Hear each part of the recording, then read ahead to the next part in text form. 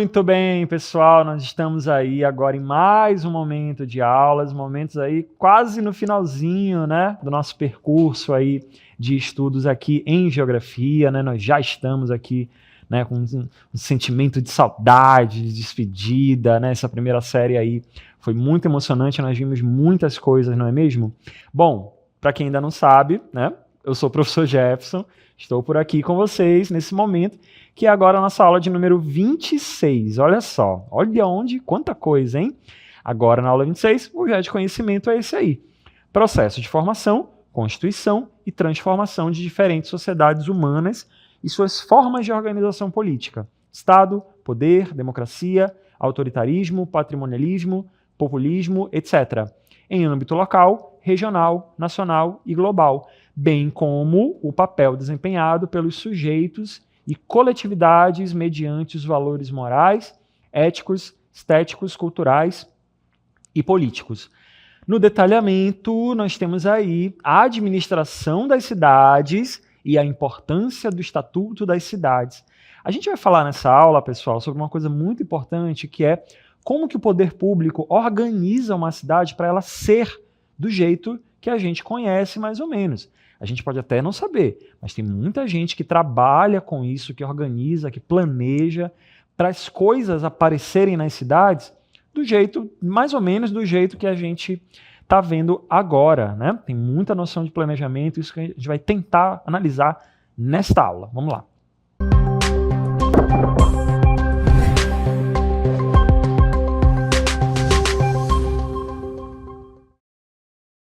Pessoal, qualquer cidade, né, qualquer área urbanizada, ela tem que ser devidamente organizada para essas pessoas que estão vivendo nessas áreas aqui, né, áreas como essa também, poderem se organizar, né, organizar suas vidas, se transportar de um lugar para outro, né, ter as áreas, né, por onde vão circular, o formato, né, das obras e tudo mais. Tudo isso, pessoal, a forma como a gente está vendo exatamente aqui em imagens como essa, ela pode ter até começado a surgir no começo da história dessa cidade de maneira bagunçada. Mas hoje em dia a gente já tem uma série de leis, de mecanismos, onde os prefeitos, o poder público, eles já têm que seguir para fazer com que tudo que chegar de novo nessa cidade chegue de uma maneira minimamente organizada, né? A gente vai ver ao longo dessa aula que existem um conjunto de regras, de parâmetros, né, que justamente ajudam essas pessoas que vão fazer novas construções, fazer ali mudanças no local, seguir o que aquela cidade, o que se espera daquela cidade. Então a gente vai ver ao longo da nossa aula de hoje a importância de um plano diretor, né, e como ele é importante ali para situações relacionadas a novas construções, a áreas ambientais, áreas verdes, né? Instituições, prédios históricos, né, as moradias em si, até as características das estradas, das construções, das grandes construções. Tudo isso, gente, não é feito de qualquer forma. Vou chegar aqui, vou botar uma estrada aqui porque sim, né? Não. Para poder aquela estrada estar ali, são muitas decisões que são feitas, é dinheiro que tem que chegar ali, é autorização ambiental, é planejamento do percurso, para aquela estrada poder estar presente naquela cidade. A gente está usando o exemplo de uma cidade, mas isso vale para várias situações.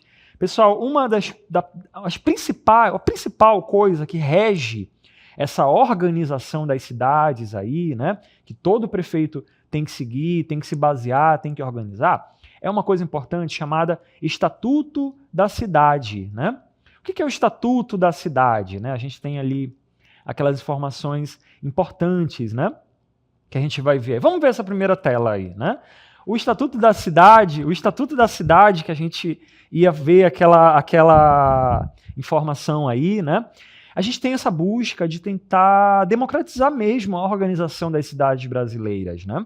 Cada gestão, cada gestor de uma cidade, ou seja, cada prefeito, ele tem que buscar sempre organizar a sua cidade da melhor maneira possível para as pessoas que vivem nela, né? Então existe, hoje em dia, uma obrigação muito grande para as pessoas que usam ali organizam a cidade, né, de maneira geral.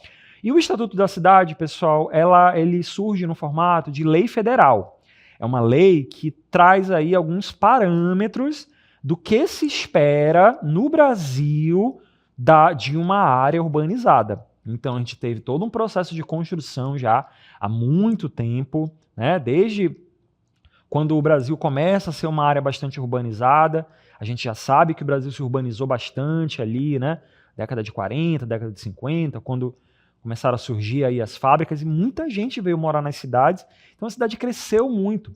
E o Estatuto da Cidade, como a gente vai ver aí na próxima tela, traz aí vários mecanismos para organizar, para não fazer mais de uma maneira bagunçada. Lembrando, no começo pode ter sido feito de qualquer jeito, né? Mas, ou hoje em dia também pode acontecer em áreas irregulares, por exemplo, áreas onde a prefeitura não está presente, né?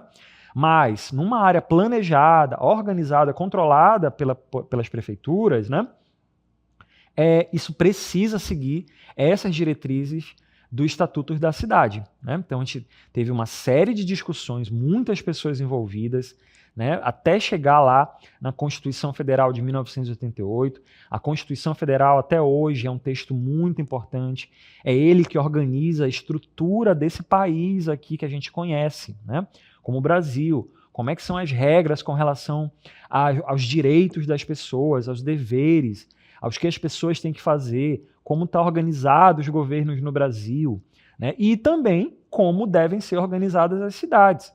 Uma informação importante que está lá na lei federal, na Constituição Federal, é justamente sobre uma coisa chamada direito à cidade. Né? Quando você tem ali, a cidade ela deve promover ali para os cidadãos, né, a capacidade deles terem acesso a serviços, terem qualidade, né, de certa qualidade ali nessa estrutura urbana, né, é o que está previsto na lei. Claro que muitas não estão conseguindo ali, devido a uma série de desafios. Como a gente já sabe, né, o número de pessoas que moram nas cidades acaba sendo muito maior e isso acaba sendo uma dificuldade. Mas quando a gente fala de organização do espaço, né, das construções, das avenidas, tudo isso aí é de papel que está previsto lá no Estatuto das Cidades, né? Que teve como participantes nessa construção, né? Associações representativas, grupos sociais ambientais. A gente está falando da cidade, gente, mas a Constituição Federal de 1988, ela é um texto muito importante que não foi feito por uma só pessoa. Então não tem como dizer aí que a Constituição Federal é isso, é aquilo, tem que acabar, tem que deixar de existir. Não, porque lá na década de 80 foi eleitos um monte de gente para discutir, para analisar qual seria o Brasil do futuro, como é que ia ser o Brasil a partir de 1988. E aí naquela Constituição veio uma série de direitos, como a gente falou. Não foi uma pessoa que falou, eu quero que o Brasil seja desse jeito. Igual como tem hoje em dia, a gente falando, eu quero que o Brasil, tem que acabar isso aí, eu quero que o Brasil seja isso aqui, só importa a minha opinião. Não, o texto da Constituição Federal, ele é importante para todas as pessoas. Nós do ensino médio, nós estamos vocês no ensino médio, nós professores, vocês alunos do ensino médio, vocês têm uma série de direitos com relação à educação que está presente no texto da Constituição Federal. Os professores são trabalhadores da educação, são pessoas que também têm direitos de acordo com a Constituição Federal, assim como qualquer trabalhador, qualquer pessoa que está trabalhando aqui, ela também tem uma série de direitos garantidos nesse texto da Constituição. Né? E tudo isso para tentar a gente abrir um pouco aqui o assunto da aula, justamente para a gente lembrar que o texto da Constituição Federal, isso é muito importante, ele rege muitas coisas importantes na vida dos brasileiros, e isso é muito importante de respeitar, analisar, discutir, né, para poder seguir em frente com um Brasil que foi pensado lá atrás e que tem que continuar sendo buscado sempre. Né? Nunca voltar para trás, nunca voltar para situações ali que não são bem vistas hoje. A gente tem sempre que seguir em frente. As pessoas lá na década de 80 queriam que o Brasil fosse melhor a partir da Constituição. Tá bom, gente? Então, não esqueçam disso. Né? Constituição Federal, a lei, ela tá presente na nossa vida em absolutamente todos os momentos. Né? Muitas das coisas da nossa vida tá escrito lá. Né? Os direitos que vocês têm com os pais de vocês, os direitos que todas as crianças e adolescentes possuem, os direitos que toda mulher tem, os direitos que toda a sociedade tem, e também, voltando para a nossa aula, o direito da organização das cidades, do direito às cidades, né? A gente vai ver agora que o Estatuto das Cidades, ele tem uma característica interessante, né? Que é de normatizar, de promover ali, né? Olha, uma cidade tem que ser desse jeito. E aí, a partir disso, como é que as prefeituras vão agir? Aí sim, são elas que executam uma coisa que a gente chama de plano diretor, né? É um instrumento de política urbana que vem lá da Constituição Federal, né?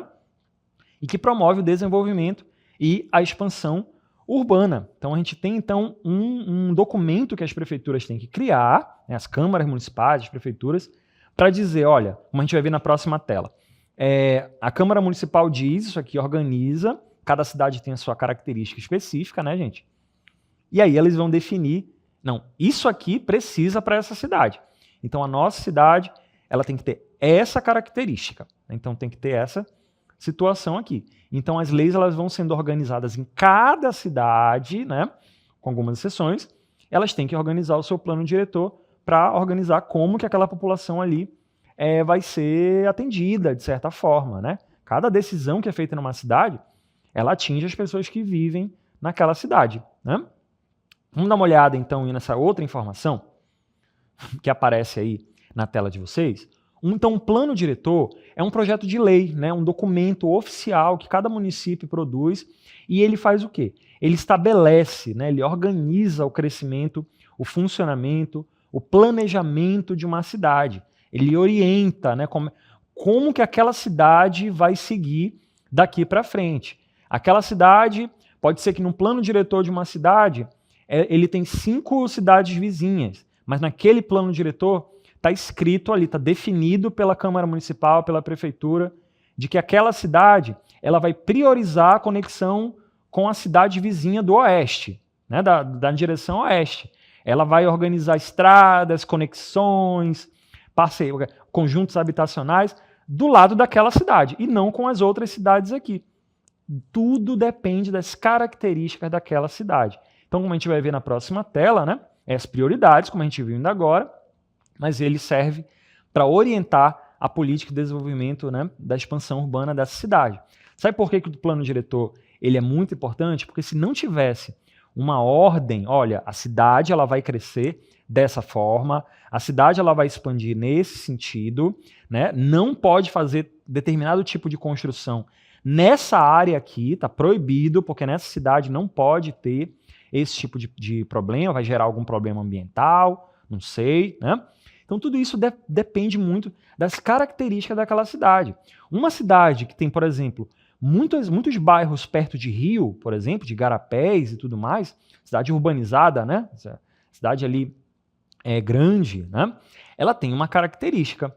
Agora, se fosse uma cidade que tivesse um monte de morros, vários morros, muita ladeira nessa cidade, muita casa em costa, esse plano diretor ele vai atender aquela característica. Então, cada cidade tem a sua, a gente chama de particularidade, né? Cada cidade tem a sua característica. E aí cabe a esse plano diretor, essa prefeitura, esse conjunto de vereadores, pelo menos os que estão preocupados com a própria cidade, né? E não em ficar falando besteira por aí, sim, preocupados em organizar a cidade e avançar com as características para o futuro, né, dessa cidade. Então a gente vai ver agora nessa tela o que um bom plano diretor deve ter, né, dentro de cada cidade. Então ele precisa, pessoal, ter os objetivos bem claros. Como que esse município ele vai se desenvolver, né? Como que vai ser a organização ali na construção de novas avenidas, para qual sentido aquela cidade vai crescer, né? Outro tópico aí, né, ter seus objetivos discutidos democraticamente e acordados entre as diversas partes interessadas. Olha que tema interessante. É igual àquela lógica que a gente falou ainda agora. A Constituição Federal do Brasil, de 1988, não foi uma pessoa que escreveu, foi todo um conjunto de pessoas. Da mesma forma, um plano diretor de um município, ele não pode ser assim, aquela pessoa ali, ela mora naquele bairro da Zona Leste, então o plano diretor ele vai começar a construir moradia chique, avenidas grandes, só ali naquela zona da cidade, porque é a zona onde eu moro, então é a parte que importa da cidade para mim. É claro que isso é uma coisa errada, tem que ser uma coisa construída em conjunto, né? Repetindo, um plano diretor, ele tem que ser construído em conjunto, né? Uma coisa que seja comum àquela cidade, e não porque aquele tal vereador mora naquela parte ali da cidade, que eu só quero saber não, aquelas pessoas ali, tem um monte de gente pobre demais ali que não precisa de nada disso, então não precisa ter evolução de nada ali, deixa esse pessoal ali para lá, eles nem votam em mim mesmo, né? Então nem não vou fazer. Essa galera aqui não, esse pessoal, essa parte da cidade aqui me contempla, né? Vota em mim, então eu vou priorizar. Totalmente errado. O plano diretor ele tem que ter uma visão de todo aquele município, daquelas características do município. Vamos ver de novo, então, essa outra característica na tela, lá na última.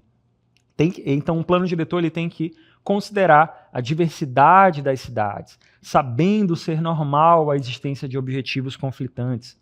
Aquilo que a gente falou, tem cidade que vai ser rio, cortada por rios o tempo todo, igarapés, né, de menor porte, de menor tamanho, mas vai ter. Então, uma cidade com muitos rios ali no meio, ela vai ter determinados tipos de problemas. E aquela cidade, aquele plano diretor, tem que criar o quê? Soluções para esses problemas, principalmente poluição e gente que fica morando, né, na margem do rio, na beira do rio, né, na margem dos rios, né? Já aquele outro exemplo que eu falei, né, cidades que têm muitos morros, né, áreas assim muito elevadas, aí tem o pessoal embaixo, tem o pessoal que vai querer morar lá em cima, é outra discussão, é outra situação. Então, cada cidade tem as suas características, não adianta a gente escrever coisas de plano diretor para uma cidade sobre rios, para uma cidade que não tem rios, né? Então tem que considerar aquela prefeitura, aquela câmara, tem que discutir o que vai ser feito daqui para frente naquela cidade, considerando o que aquela cidade tem. Nessa próxima tela a gente vai ver os objetivos do plano diretor, né? Ele orienta as ações do poder público, visando compatibilizar os interesses coletivos. Aquilo que a gente acabou de falar, uma prefeitura, ela não deveria atuar apenas para um segmento da sociedade, né? Um prefeito, ele não deve ficar governando só para as pessoas que têm a mesma religião dele, por exemplo, né? Uma pessoa não é para governar cuidando só do bairro onde ele mora, né? Por exemplo, né? E isso não deveria fazer parte, porque isso tudo, gente, um plano diretor, ele visa o futuro, quando essas pessoas nem estiverem mais, né, no comando dessas cidades. Então isso tem que estar bem estruturado. O outro objetivo é o de garantir de forma mais justa os benefícios da urbanização. Vamos construir, ou pode estar naquele plano diretor, construir uma cidade, construir umas estradas, umas avenidas maiores, para conectar bairros diferentes, né? Ou se aquele plano diretor começar a prever transporte ferroviário, por exemplo, né? Como é que vai ser o que é permitido, quais conexões são possíveis de trens, de metrôs naquela cidade. Tudo isso tem que estar planejado, não é simplesmente chegou ali, quero colocar isso aqui, né? Não, tudo isso tem que ser colocado num projeto de lei que a gente chama de plano diretor, cada cidade tem que ter o seu. Garantir os princípios da reforma urbana, né? A gente tem então uma cidade que ela sempre tem que evoluir, né? Uma cidade em 2025, ela tem que estar com características avançadas em relação ao que ela era lá em 1980, 1970, 1950, porque a sociedade, como a gente já sabe, a sociedade muda, as tecnologias mudam, as características também mudam, né? Então isso também tem que estar sendo analisado, previsto, né? Outro objetivo, a questão do direito à cidade e à cidadania, como é que vai ser a organização das instituições nessa cidade, né? E a gestão democrática da cidade, que a gente volta lá para o começo, né? Não dá para governar, né? Não dá para organizar um plano diretor beneficiando só uma parte, né, das pessoas que vivem nessa cidade. É muito simples, tá, gente? Todo mundo tem que ter direito dentro de uma cidade. Consegue? Às vezes não, às vezes é muito difícil, principalmente em cidades que têm milhões de pessoas morando, e às vezes a cidade é muito pequena e acaba não tendo acesso para todo mundo. São desafios muito grandes, a gente sabe que é realmente complicado, né? Pessoal, para a construção de um plano diretor, como a gente falou, não é uma pessoa que tem que chegar lá e, né, vou acabar com tudo isso aí, eu quero fazer do meu jeito aqui, isso aqui vai ser do meu jeito e acabou. Né? Não é isso, o nome disso é fascismo. Né? Você tem que discutir realmente de maneira democrática sobre quais são os interesses dessa cidade que eles têm em comum, né, de maneira coletiva. Então, para a construção de um plano diretor, existem algumas etapas que a gente vai ver aí na tela. São 4 etapas principais que a gente está analisando aqui nessa aula, tá? Para poder facilitar aqui o nosso entendimento. A gente tem, por exemplo, na construção na atualização de um plano diretor, por exemplo, ou na construção mesmo, os estudos preliminares. O que vai acontecer? As comissões, a Secretaria de Infraestrutura dos municípios, elas vão analisar, vão fazer uma avaliação inicial dessas cidades. Né? Quais são os problemas ali? Né? Quais são as áreas da cidade que tem muito trânsito? Né? Quais são as áreas da cidade que tem problemas de moradia, de questão ambiental? Então, isso aí é uma primeira análise. Né? A segunda etapa é a etapa do diagnóstico, que é a etapa onde esses profissionais, esses funcionários, essas equipes, elas vão buscar, né, o que está causando esses problemas, o que está causando esse trânsito nessas avenidas aqui da cidade.